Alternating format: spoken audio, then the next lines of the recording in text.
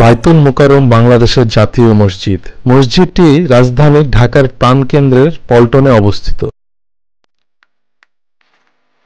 1968 সালে মসজিদটির নির্মাণ কাজ সম্পূর্ণ করা হয়।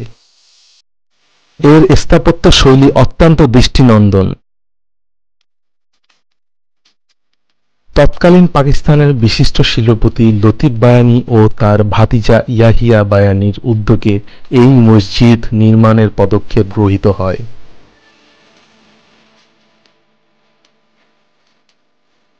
মসজিদে একসাথে 40,000 মুসল্লি নামাজ আদায় করতে পারে, ফলে ধারণ ক্ষমতার দিক দিয়ে এটি বিশ্বের 10তম বৃহত্তম মসজিদ।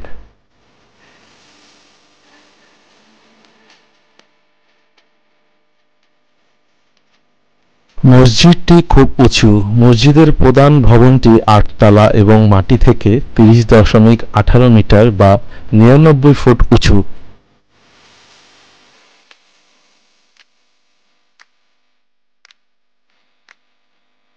আব্দুল লতিফ ইব্রাহিম বায়ানী প্রথম ঢাকাতে বিপুল ধারণক্ষমতা সহ একটি বৃহত্তর মসজিদ নির্মাণের পরিকল্পনার কথা প্রকাশ করেন।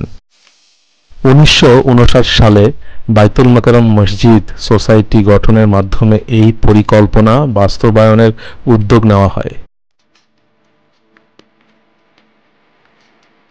সেই সময় মসজিদের অবস্থানে একটি বড় পুকুর ছিল, যা পল্টন পুকুর নামে পরিচিত ছিল। পুকুরটি ভরাট করে 27 জানুয়ারি 1960 সালে পাকিস্তান রাষ্ট্রপতি আইয়ুব খাঁ মসজিদের কাজের উদ্বোধন করেন।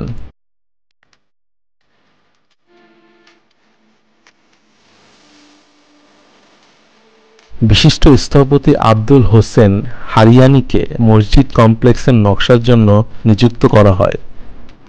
পুরো কমপ্লেক্সের নকশার মধ্যে দোকান, অফিস, গ্রন্থাগার ও গাড়ি পার্কিংয়ের ব্যবস্থা অন্তর্ভুক্ত করা হয়। মসজিদটি নির্মাণ কাজ সম্পূর্ণ করার পর শুক্রবার 25 জানুয়ারি 1963 সালে প্রথমবারের জন্য এখানে নামাজ পড়া হয়।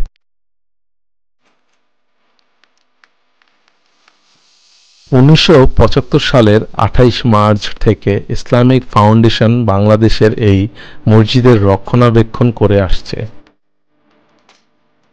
বর্তমানে বায়তুল মোকাররম মসজিদ 8 তলা।